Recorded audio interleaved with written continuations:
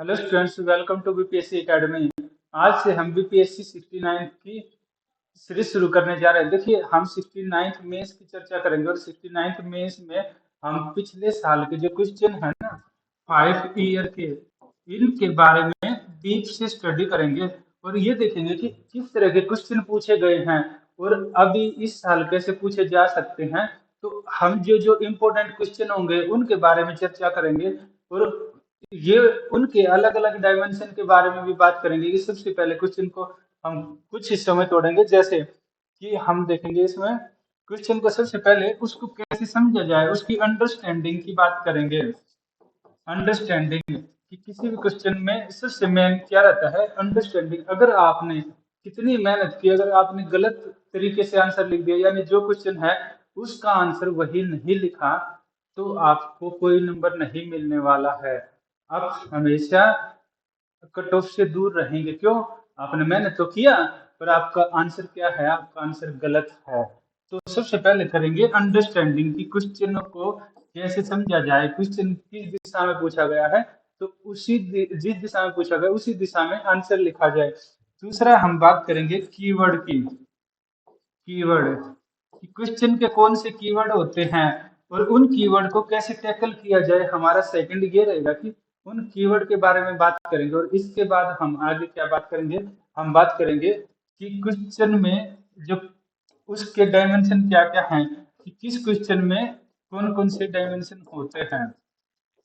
उन डायमेंशन के बारे में डिटेल में चर्चा करेंगे और फिर लास्ट में हम बात करेंगे कि उसका एक सॉलिड सा कंक्लूजन क्या लिखा जाए जिससे कि एक बेहतर आंसर हो सके। तो चलिए समय न गवाते हुए आज का सेशन शुरू करते हैं। ठीक है, देखिए हम शुरू करते हैं पॉलिटी का। पॉलिटी से स्टार्ट करते हैं क्योंकि आपने देखा होगा बीपीएससी में सबसे कम नंबर किस में आते हैं, पॉलिटी में आते हैं। तो हम पॉलिटी से स्टार्ट कर लेते हैं क्योंकि पॉलिटी का क्या रहता है ना, आपने यहाँ पर एक आइडेंटिफाई किया होगा कि जिस बच्चे के पॉलिटी में कम नंबर आते हैं उसके आईआर में भी कम नंबर आते हैं और जिसके आईआर में ज्यादा आते हैं उसके पॉलिटी में भी आते हैं। तो ये इंटरलिंकिंग सब्जेक्ट है। पॉलिटी किसमें पूछा जाता है, ये है आपके पेपर सेकंड का पार्ट 1 है।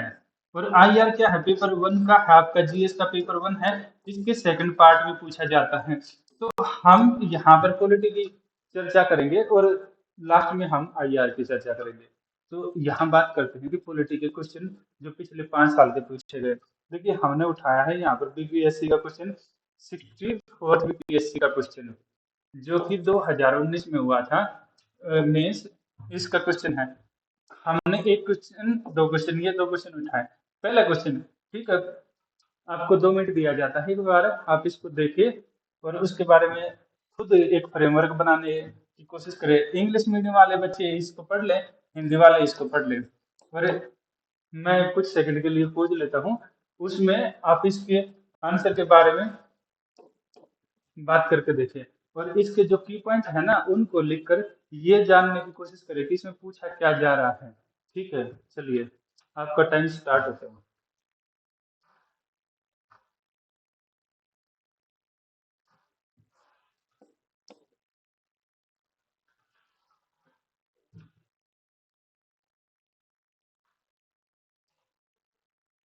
ठीक है, आप इस क्वेश्चन को ना पॉज कर लें और पॉज कर कर आराम से इसके बारे में पहले इसकी एक फ्रेमिंग तैयार कर लें। हम अभी स्टार्ट करते हैं इसको बताना कि इसमें आपको क्या क्या लिखना चाहिए। इससे पहले आप देख चुके होंगे एक फ्रेमिंग बनाकर कि इसमें क्या क्या लिखना चाहिए। अब अपने जो आपको आपने जो लिखा है उससे और जो हम बताएंगे उससे मैच करने की कोशिश करें, तो उससे एक आपको आइडिया लगेगा कि आपके क्वेश्चन में किन किन पॉइंटों का लैक है, किन किन पॉइंटों की कमी है और उसको ज्यादा बेहतर तरीके से कैसे लिखा जा सकता था। देखिए ये पहला क्वेश्चन है बीपीएससी का 64 का। तो इसमें क्या पूछा गया है, इसमें पूछा गया the Indian constitution postulate in its preamble that India shall be socialist. यहाँ पर ध्यान देना, India shall be socialist secular democratic republic. और किसमें बोलता है, ये है preamble. What are the constitutional provision to enforce this declaration. भारतीय संविधान ने अपनी प्रस्तावना में कहा है कि भारत एक समाजवादी, धर्मनिरपेक्ष, लोकतांत्रिक गणराज्य होगा। इस घोषणा को लागू करने के लिए संवैधानिक प्रावधान क्या है?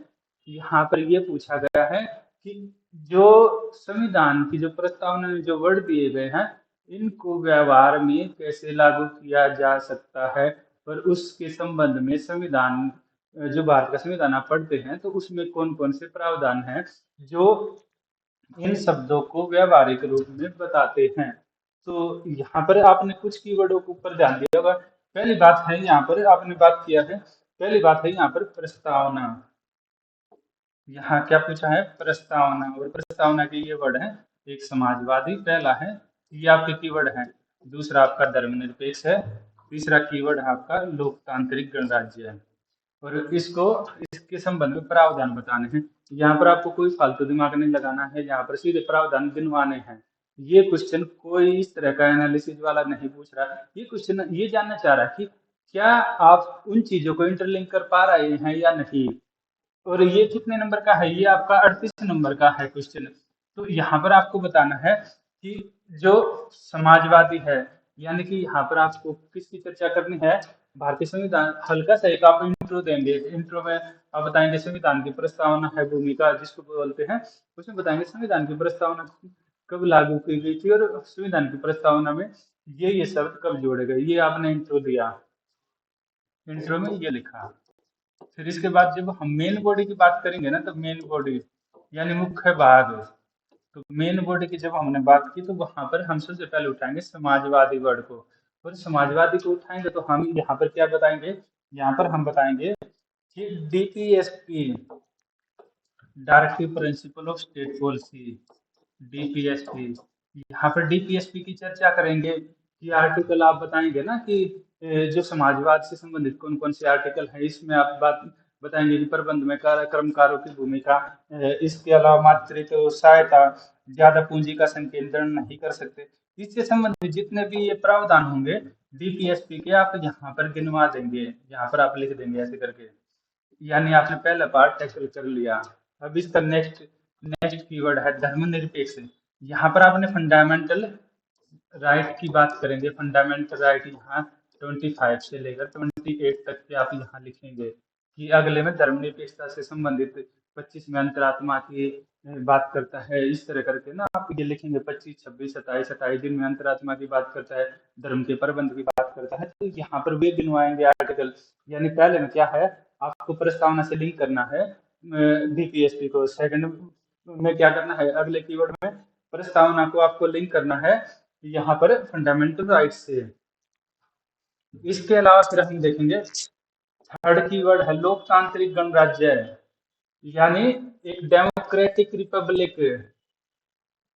हमने बात कर लिया सोशलिस्ट सेकुलर की, डीपीएसपी, फंडामेंटल राइट। इसके अलावा डेमोक्रेटिक रिपब्लिक, यहाँ पर डेमोक्रेटिक यानी डेमोक्रेसी क्या है? India, to the people, for the people, with the people. Abraham Lincoln का स्टेटमेंट जो फेमस है वहां पर, तो ये वही स्टेटमेंट है कि रिपब्लिक कैसे है, डेमोक्रेटिक डेमोक्रेटिक कैसे है। आप बताएंगे कि इंडिया का जो जो प्रेसिडेंट है, स्टेट है, स्टेट का हेड ऑफ द स्टेट है, यहाँ पर आप संघ की बात करेंगे, सेंट्रल गवर्नमेंट की, कि वो क्या है, वो पब्लिक द्वारा चुना जाता है, ये बात करेंगे। इसके अलावा आप बात करेंगे वो क्या है, वो पीढ़ी दर पीढ़ी ब्रिटेन के जो किंग है या क्वीन है उसकी तरह नहीं रहता है। यहाँ पर कैसा होता है, यहाँ पर हर 5 साल में उसको बदल दिया जाता है। तो इससे संबंधित जो आर्टिकल है ये मेंशन करेंगे, और इलेक्शन की बात करेंगे। तो यहाँ पर ये करके आप बात करेंगे इसने किया है ना, इस घोषणा को लागू करने के लिए कौन सा प्रावधान, कौन से संवैधानिक प्रावधान। जब आप इन सबको गिनवा देंगे तो आपका एक अच्छा आंसर माना जाएगा।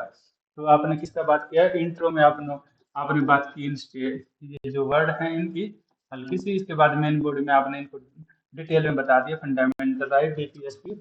और आपके जो सन है ना, जो जो यूनियन वाला आपका पार्ट है, पार्ट 5 यहाँ उसकी उसकी चर्चा करेंगे। उसकी चर्चा करने के बाद आप एक कंक्लूजन, सॉलिड सा कंक्लूजन लिख देंगे। कंक्लूजन में लिखेंगे कि हाँ ठीक है, इनके ये है, ये संविधान की पूंजी है, और इनको लागू करने के लिए कई चीजें जो व्यवहार में इम्प्लीमेंट की गई है उनके बारे में बात करेंगे। जैसे कई सारे जो ऐसे प्रावधान है समाजवाद से संबंधित, जैसे आप देखते हैं पीडीएस वगैरह, वहाँ पर इनको यानी करंट से लिंक करते हुए आप अपना एक सॉलिड आंसर आप दे देंगे। यहाँ पीडीएस की अभी बात भी करते हैं ना, पब्लिक डिस्ट्रीब्यूशन स्कीम, और इससे संबंधित बाकी चीजें आप लिख के आप मैटरनिटी के बारे में आप बात कर देंगे। इसके अलावा जो नारी शक्ति वंदना अधिनियम है, ये भी क्या करता है, कहीं ना कहीं समानता की बात करता है। तो इन सब को करंट से लिंक करके आप एक आंसर लिख देंगे। तो ये था आपका इंट्रो, मेन बॉडी और कंक्लूजन। यानी जब आप इन तीनों को लिख देंगे तो आपका आंसर एक अच्छा आंसर माना जाएगा, तीनों ऐसे। और बीच वाले पार्ट में आपको इंटरलिंक करना है, ठीक है। अब अगला अगला देखते हैं, अगली बात करते हैं अगले क्वेश्चन की। आपको ये देखना है क्या आपने अपने क्वेश्चन में इस तरह इंटरलिंक किया है। अगर किया है तो आपने अच्छा किया है क्वेश्चन।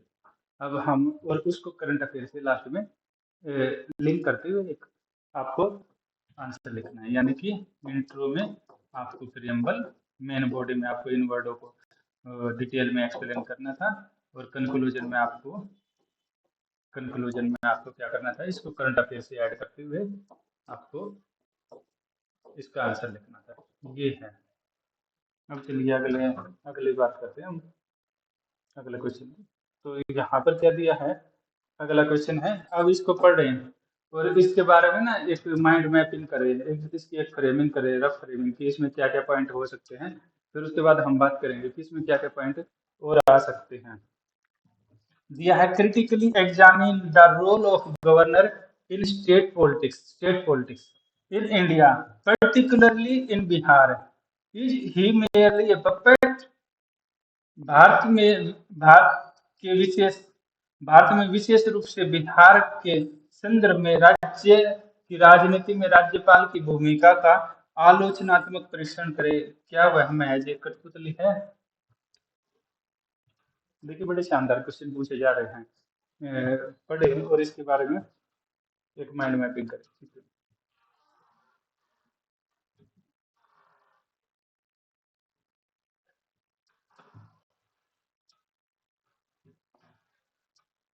ठीक है, शुरू करते हैं अब इसका इवैल्यूएशन। देखिए यहाँ पर क्या पूछा गया है, जब यहाँ पर बात करेंगे ना हम क्रिटिकली एग्जामिन, ये टेल वर्ड है। इसमें क्या पूछा है, इसके कीवर्ड को देखना। Role of governor in state politics है, राज्य की राजनीति में राज्यपाल की भूमिका, पर्टिकुलरली इन बिहार, यानी नंबर 1, नंबर 2 बिहार के विशेष संदर्भ में। Is he merely a puppet? क्या वह महज एक कठपुतली है। 3 नंबर, यानी कि यहाँ पर एक ये कीवर्ड है और 2, तो ऐसे रहेगा भारत में। तो यहाँ पर क्या करना है, यहाँ पर आपको ना राज्यपाल जो गवर्नर है, गवर्नर के बारे में बताना है। यहाँ पर कि गवर्नर है, सबसे पहले आपका इंट्रो क्या होगा, गवर्नर। इंट्रो में लिखेंगे, इंट्रो में आप लिखेंगे इंट्रोडक्शन में आप गवर्नर के बारे में कि गवर्नर क्या है, आर्टिकल से संबंधित आप आर्टिकल बताएंगे। आर्टिकल 163 से लेकर बाकी जो मेन आर्टिकल है वो यहाँ कोट कर देंगे। एक दो आर्टिकल, ज्यादा नहीं, कोई प्रीलिम्स का नहीं है, ये मेंस है। तो एक दो आर्टिकल आप कोट करके बताएंगे। Governor head of the state होता है, तो राज्य का प्रमुख होता है, तो इसके बारे में चर्चा करेंगे।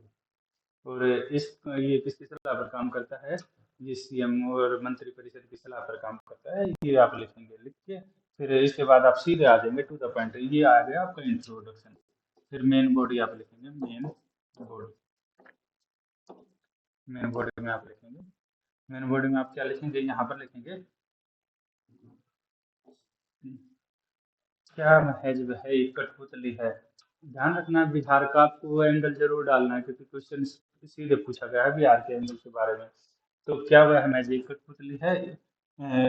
इज फीमेल ये परफेक्ट, जो मेन बॉडी होगा ना, हम इसको ना 2 भागों में डिवाइड करेंगे। तो वो आपसे जानना चाह रहा है मेन बॉडी में, जो मेन बॉडी है यहाँ पर, ये आपसे जानना चाह रहा है क्या वो पपेट है तो प्रूव करो, नहीं है तो प्रूव करो।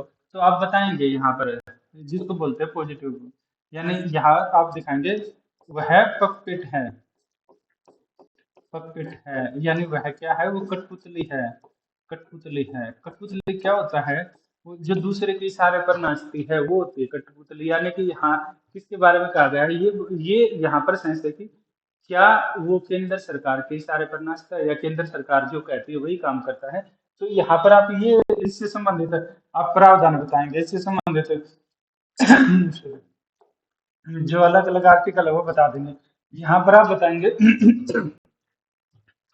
कि जो जो स्टेट का गवर्नर होता है इसका अपॉइंटमेंट कौन करता है, इसका अपॉइंटमेंट प्रेसिडेंट करते हैं। ये जितने भी सेंट्रल गवर्नमेंट के जितने भी जो डायरेक्शन देते हैं सेंट्रल गवर्नमेंट, वो किसके माध्यम से दिए जाते हैं, ये अप्लाई किसके थ्रू होते हैं। यहाँ पर आप इसके अपॉइंटमेंट के बारे में बात करेंगे समझो पहले, फिर इसके बाद बात करेंगे जो जितने भी डायरेक्शन दिए जाते हैं सेंट्रल गवर्नमेंट के, ये डायरेक्शन आपके गवर्नर के माध्यम से दिए जाते हैं। इसके अलावा क्या रहता है, ये सेंट्रल ये प्रेसिडेंट के लिए आर्टिकल 200 में कुछ जो स्टेट के हैं, स्टेट के जो एक्ट हैं उनको रिजर्व कर सकता है। तो ये है यानी उसके कुछ विधेयक हैं उनके बारे में जो वो पारित होते हैं तो उनको रिजर्व कर सकता है प्रेसिडेंट के लिए। तो इससे संबंधित यानी कि जिनमें भी इसके अलावा इसका जो ट्रांसफर है, पोस्टिंग है, वो किसके द्वारा किया जाता है, सेंट्रल गवर्नमेंट के द्वारा किया जाता है। यहाँ ये दिखाई दे रहा है इसके ऊपर सेंट्रल गवर्नमेंट का काफी कंट्रोल है, स्टेट गवर्नमेंट का तो कोई कंट्रोल नहीं, ना इसका अपॉइंट कर सकती है, ना इसको ट्रांसफर कर सकती है। इसका न स्टेट गवर्नमेंट अगर ये पुनर्विचार के लिए लौटाने का, जैसे प्रेसिडेंट पुनर्विचार के लिए लौटा दे सकता है, यहाँ पर क्या है, यहाँ पर ऐसा कोई प्रावधान ही नहीं किया गया है कि वो चाहे तो वो राष्ट्रपति को भेज सकता है, फिर राष्ट्रपति वापस भेजेंगे, फिर राष्ट्रपति को भेजेगा, फिर वापस भेजेंगे, ऐसा एक सर्कल चलता रहेगा। तो इसके ऊपर यहाँ देखते हैं तो सेंट्रल गवर्नमेंट का मैक्सिमम कंट्रोल होता है, डायरेक्शन दिए जाएंगे सेंट्रल गवर्नमेंट इसके थ्रू देगी। तो ये क्या होता है, ये दिखाता है कि सेंट्रल गवर्नमेंट के इशारे पर काम करता है। फिर आप बताएंगे नहीं यहाँ कठपुतली दिखा रहे हैं, यहाँ पर दिखाएंगे नहीं नहीं नहीं कठपुतली नहीं है, यहाँ बोलते हैं ना इसका अपोजिशन आप दिखाएंगे, अपोजिट दिखाएंगे कि नहीं नहीं नहीं नहीं कठपुतली नहीं है, हम कठपुतली नहीं मान सकते इसको। कैसे कठपुतली मान सकते हैं, ये हेड ऑफ द स्टेट होता है।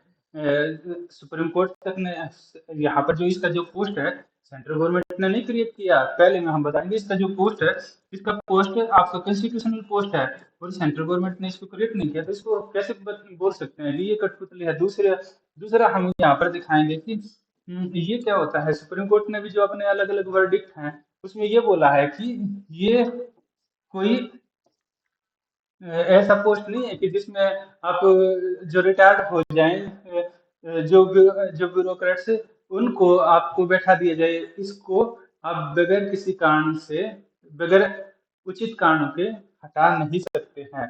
तो इसके बारे में हम जो यहाँ पर जो सुप्रीम कोर्ट का स्टेटमेंट है वो हम डाल देंगे। इसके अलावा हम ये बताएंगे यहाँ पर कि नहीं नहीं ये कठपुतली नहीं है, क्यों नहीं है, क्योंकि ये क्या होता है, इसको जो पैसा मिलता है वो राज्य की संचित निधि से मिलता है। और कई बार इस यहाँ पर हम कई बार ये भी शो कर देंगे कि हाँ कई बार ऐसे गवर्नर हुए जिन्होंने काफी अच्छा काम किया। तो ये बताने के साथ साथ हम यहाँ पर बताएंगे बिहार के संदर्भ में। तो हम यहाँ पर बिहार में कैसे करेंगे, यहाँ पर हम बात करेंगे 2005 का बूटा सिंह का केस देंगे।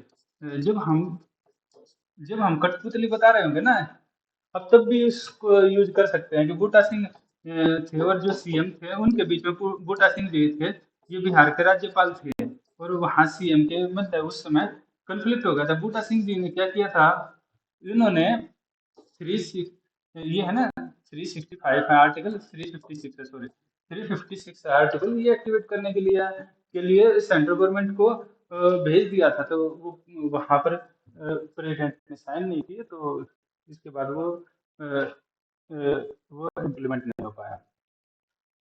तो ये इस तरह का है। तो यहाँ पर क्या है, ये हम ये दिखाएंगे कठपुतली में। फिर उसके बाद दिखा देंगे हम 2015 में भी था, 2015 में भी एक केस हुआ था। वहां पर क्या है, बिहार में जो गवर्नमेंट गठबंधन की थी, तो गठबंधन की सरकार थी, तो वहाँ भी सेंट्रल सेंट्रल भूमिका निभाई थी बिहार के गवर्नर ने, क्योंकि नीतीश कुमार जी को बुलाया गया और उनको, क्योंकि गठबंधन सरकार थी, पूर्ण मेजोरिटी किसी को थी नहीं, तो बड़े दल को बुलाया गया और उनको शपथ वगैरह दिलाई गई। तो शपथ के लिए उनको बोला गया कि ठीक है, आप विश्वास मत हासिल कीजिए। तो इसके बारे में ना ये एग्जाम्पल हम देंगे यहाँ पर, ये दोनों एग्जाम्पल देकर ये हमने बिहार के रेफरेंस में बता दिया। और फिर इसके बाद हम क्या करेंगे, इसके बाद इसका एक कंक्लूजन के साथ, एक अच्छे से कंक्लूजन के साथ इसको एंड कर देंगे, ठीक है। जो राज्यपाल है, बेशक कुछ राज्यपालों ने ऐसे काम किए हैं जिनके आधार पर हम ये बोल सकते हैं कि वो केंद्र की इशारे पर काम करता है, परंतु मैं काफी राज्यपाल ऐसे भी रहे हैं जिन्होंने इस पद की गरिमा को न सिर्फ बढ़ाया, इसको बहुत लोग अपने न सिर्फ इस पद की गरिमा को बढ़ाया, बल्कि अपनी भूमिका से काफी आगे जाकर भी काम किए हैं। तो आवश्यकता है कि इस जो जो ये जो पोस्ट है गवर्नर की, इसका राजनीतिक दुरुपयोग रोक कर इसका जो संविधान में दिया गया है उसी के अनुसार काम करने के लिए, यानी राजनीतिक दुरुपयोग रोक कर संविधान के अनुसार इस पद को सुशोभित करने की और इस पद को को गरिमा में बनाने की। तो इस तरह करके हम एक सोलर सा कंक्लूजन लिख देंगे और एंड कर देंगे, ठीक है। ये थे आज के क्वेश्चन। अब हम कल बात करेंगे दूसरे क्वेश्चनों के बारे में, और हम कोशिश करेंगे कि आपका जब पेपर होना, पेपर से पहले आपके सारे 5 साल के 5 ईयर के सारे क्वेश्चन हो जाएं, ताकि आपको ना एक ब्रॉड फ्रेमवर्क मिल जाए कि क्वेश्चन को कैसे समझा जाता है, उसके आंसर कैसे दिए जा सकते हैं। और आंसर देने का ना जो हमने बताया यही तरीका नहीं है, काफी तरीके हो सकते हैं, पर हम आपको ना एक माइंड मेकअप करके ना फ्रेमिंग करवा देंगे, ताकि एक बेहतर आंसर आप लिख सके। और ऑन द स्पॉट कई सारे जो क्वेश्चन ऑन द स्पॉट आते हैं आपके सामने, उनका भी आप आंसर लिख सके। तो ठीक है, फिर मिलते हैं कल की क्लास में। थैंक यू वेरी मच, आज के लिए इतना ही।